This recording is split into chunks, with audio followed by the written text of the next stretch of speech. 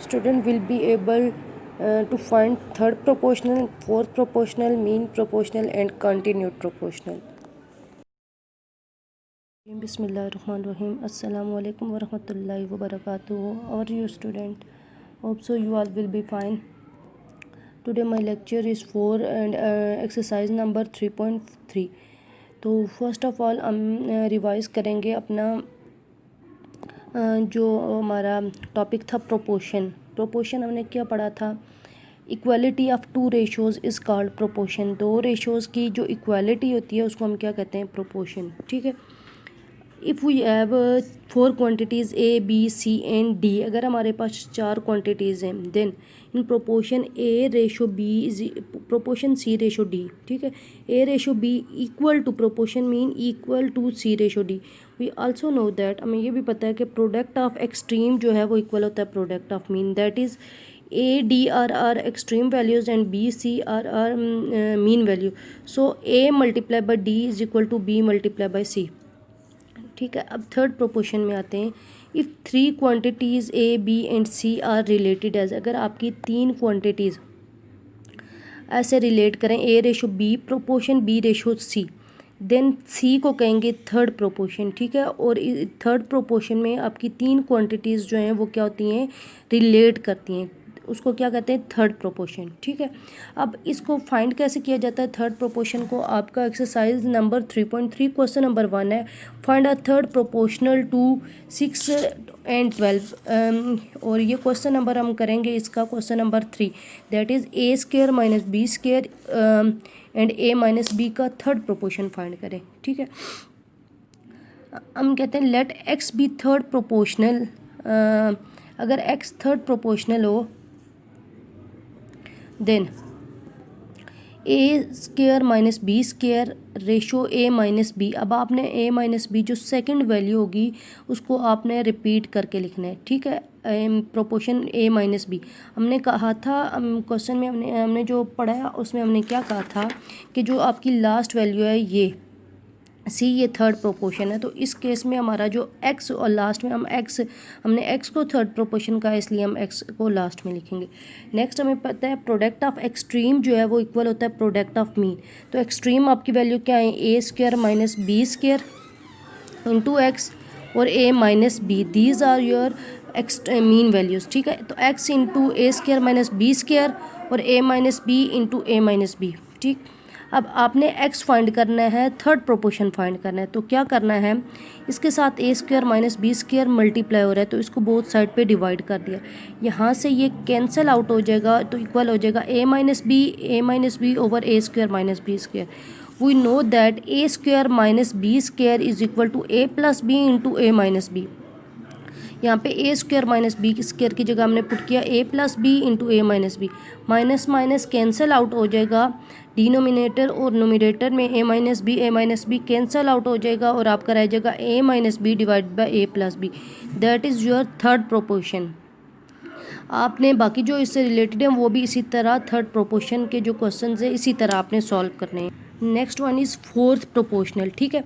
If 4 quantities A B C and D, अगर a B c और d are related as A ratio B proportion C ratio d, then d is called the fourth proportion. आपकी fourth proportion में 4 quantities relate करती हैं। ठीक है। अब इसको कैसे फाइंड करते हैं वो हम क्वेश्चन नंबर 4 है, find a fourth proportional to. ये आपको सारे क्वेश्चन गिवन है। हम इसका पार्ट नंबर करेंगे 5, that is P cube plus Q cube P square minus Q square और P square minus P Q plus Q square. Okay ji. Let x be fourth proportion. अगर आपको जैसे थर्ड प्रोपोर्शन कहा गया था तो आपने एक्स लिया है। अच्छा एक चीज़ देखनी है, आपके जो क्वेश्चन में अगर वेरिएबल एक्स नहीं है तो आप एक्स लें, अगर एक्स है इन्वॉल्व है, जैसे यहाँ पे पी क्यू है तो मैंने पी क्यू में से कोई नहीं कहा कि फोर्थ प्रोपोर्शन है, आपने इसलिए एक्स ले लिया। ठीक है। अगर फॉर एग्जांपल ये एक्स वाई में अगर ये गिवन होती है, मुझे क्वेश्चन गिवन होता तो मैं पी क्यू में से ले लेती, ए बी सी में से कोई भी वेरिएबल ले लेते। ठीक है। Let x be a fourth proportion. ठीक है। अगर एक्स आपका फोर्थ प्रोपोर्शन हो देन कैसे लिखते हैं, P Q plus Q cube फिर ratio this proportion this and ratio X. ठीक है, ये एक्स जो आपका फोर्थ प्रोपोर्शन है, तो product of extreme is equal to product of mean p cube plus Q cube into x, और इन दोनों को मल्टीप्लाई कर लेंगे। ठीक है, अब आपने एक्स फाइंड करना है, फोर्थ प्रोपोर्शन के साथ ये मल्टीप्लाई हो रहा है तो इसको बोथ साइड पे डिवाइड कर दें। ओके जी, we know that A square minus B square is equal to A plus b a minus b and a cube plus b cube is equal to A plus b a square minus a b plus b square. तो यहाँ पे a p plus q की p square minus q की square की जगह put करेंगे p plus q p minus q, और ये इसी तरह, और नीचे ए क्यूब प्लस बी क्यूब की जगह ए प्लस बी, यहाँ पे साइन चेंज हो जाएगा P square minus P cube plus Q square. अच्छा, ये आप देखें सेम है तो कैंसिल आउट हो जाएंगे और ये कैंसिल आउट हो जाएंगे, तो क्या रहेगा, फोर्थ प्रोपोर्शन आपका आ जाएगा P minus Q. Now mean proportional if three quantities A, B, E and C are related as A ratio B proportion B ratio C। जो मिडल वैल्यू है इसको रिपीट करना है, ये रिपीट हो रही है, तो देन जो मीन है तो मीन मिडल वैल्यू, तो B is called the mean proportion. अब मीन प्रोपोर्शन कैसे फाइंड करते हैं, क्वेश्चन नंबर 3 है, find mean proportional between this. अब हम क्वेश्चन नंबर इसका करेंगे 4 क्वेश्चन आपका क्या है कि X square minus Y square and X minus Y और X plus Y, let P be आ, अब देखें यहाँ पे एक्स वाई थे, मैंने पी ले लिया। ठीक है, let P be our mean proportional then x square minus Y square, और इसको आपने इधर जो मीन प्रोपोर्शन है उसको मिड में रिपीट करके लिखना है। ठीक है, product of extreme is equal to product of mean, इनका एक्सट्रीम का product is equal to p multiply by b, p multiply by p square हो जाएगा, और यहाँ पे x square minus Y square की जगह आपने फार्मूला पुट करना है, कौन सा, ये वाला, A square minus B square is equal to A plus B and minus B. अच्छा, अब यहाँ पे x plus Y cancel out हो जाएगा, तो क्या आएगा, x minus Y whole square, ये इनकी पावर ऐड हो जाएंगी तो p स्क्वायर। अब हमने जस्ट p फाइंड करना है, p स्क्वायर नहीं फाइंड करना है, taking square root on both side. तो जब भी आप स्क्वायर रूट लेते हो तो क्या आती है वैल्यू, साथ प्लस माइनस आपके साथ साथ आता है, यहाँ से कैंसल आउट हो जाएगा तो p आ जाएगा, ये स्क्वायर और ये अंडर रूट भी कैंसल आउट हो जाएंगे, तो plus minus x minus y. ठीक है, ये आपका आ गया मीन प्रोपोर्शन। अब नेक्स्ट है आपका कंटिन्यूड प्रोपोर्शन। कंटिन्यूड प्रोपोर्शन क्या होता है, if three quantities A B and C are related as A ratio B proportion B ratio C.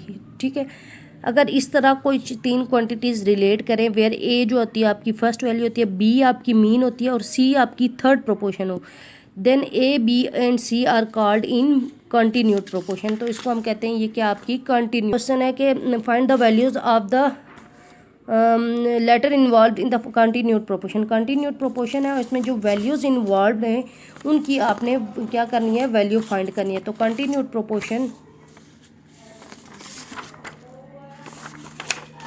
Okay ji, question number इसका हम करेंगे question number part 3, 12 3p minus 6 और 27। अच्छा, since 12 3p minus 6 27 are in continued proportion. Continued proportion में आपने क्या करना होता है, जो मिडल वैल्यू होती है या जिसमें आपका वेरिएबल होता है मिडल में, आपने उसको रिपीट करके लिखना होता है। ठीक है, फिर product of extreme is equal to product of mean, तो 12 मल्टीप्लाई बाई 27 और 3p minus 6 multiply by 3p minus 6, इनको मल्टीप्लाई करेंगे तो 324 और ये स्क्वायर बन जाएगा। स्क्वायर रूट लेंगे तो क्या आएगा, प्लस माइनस 1, इसका स्क्वायर रूट होता है 18 का स्क्वायर जो होता है 324 होता है, यहाँ से स्क्वायर का कैंसिल आउट हो जाएगा, तो 3p minus 6 is equal two plus minus 18 आ जाएगा। ये माइनस 6 है इधर आके प्लस 6 और 3 मल्टीप्लाई हो रहा था तो डिवाइड हो जाएगा। ठीक है, तो p is equal to 6 plus minus 18 over 3, एक दफ़ा प्लस के साथ लिखेंगे और एक दफ़ा माइनस के साथ, इनको ऐड करेंगे तो 24 ओवर 3, 3 1 ज़ा 3, 3 8 ज़ा 24, और इसी तरह जब इन्हें माइनस करेंगे 3 1 ज़ा 3, 3 4 ज़ा 12, तो माइनस 4 आ जाएगा। So values of p are 8 and minus 4। Students, आपने एक बात याद रखनी है, आपने 4 प्रोपोर्शन फाइंड करने होंगे, एक third, mean, fourth and continued.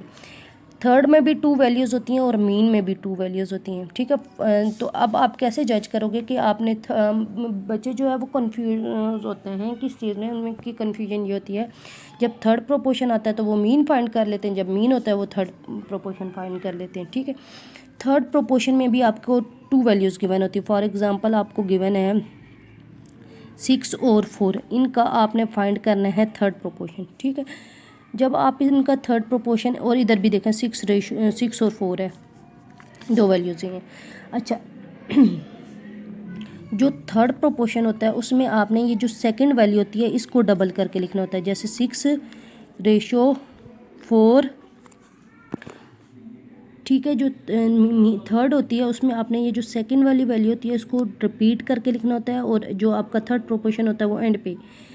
और मीन में जो सेकंड आपने जो मीन प्रोपोर्शन होता है उसको मिड में, एक्स की जो वैल्यूज़ होती है उसको मिड में आपने रिपीट करना होता है, डबल करके लिखना होता है। ठीक है, यहाँ पे रख लें थर्ड प्रोपोर्शन है तो जो एक्स की वैल्यू होगी वो थर्ड नंबर पे होगी। ठीक है, मतलब कि फोर्थ नंबर इधर से आता है कि एक पहला नंबर ये है, फिर दूसरे नंबर पे 4 होंगे, तीसरे नंबर पे एक्स होगा, और मीन में मिडल पे एक्स होगा। ठीक है, अब थर्ड प्रोपोर्शन में भी 3 वैल्यूज़ गिवन होती है और कंटिन्यूड प्रोपोर्शन में भी 3 वैल्यूज़।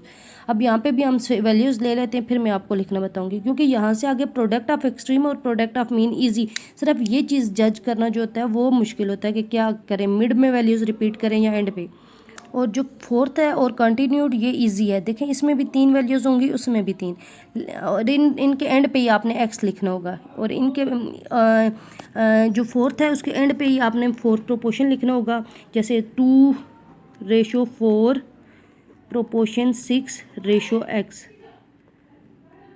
ठीक है, लेकिन कंटिन्यूड प्रोपोर्शन में आपने याद रखना है कि ये जो p जो अननोन होगा वो मिडल में ही होगा, तो इसको आपने रिपीट करना होता है। कैसे रिपीट करेंगे? 2:4p proportion 4p/6। समझ आ गई है कि जो फोर्थ प्रोपोर्शन है उसके एंड पे x लिखेंगे, कंटिन्यूड में मिडल में आपको जो है अननोन गिवन होगा। ठीक, तो आपने ऐसे करना है। अब याद रख लें, थर्ड प्रोपोर्शन में एंड पे x आएगा, मीन में मिडल में आएगा, फोर्थ पे एंड पे आएगा और कंटिन्यूड में मिडल में आएगा। होप सो कि आज का जो टॉपिक है वो बहुत अच्छे से समझ आया होगा। जो क्वेश्चन हुआ आपने क्वेश्चन पूछ लेना इससे related. Thank you so much. 3.3 full is for practice. आपने ये रफ वर्क पे सबसे पहले करके टैली करना है, एंड पे आंसर अगर ठीक आए तब आपने उसको नीट रजिस्टर पे करना है, अदरवाइज़ आपने मुझसे कंसर्न करके फिर उसको नीट रजिस्टर पे करना है और आंसर लाजमी टैली करना है। Thank you.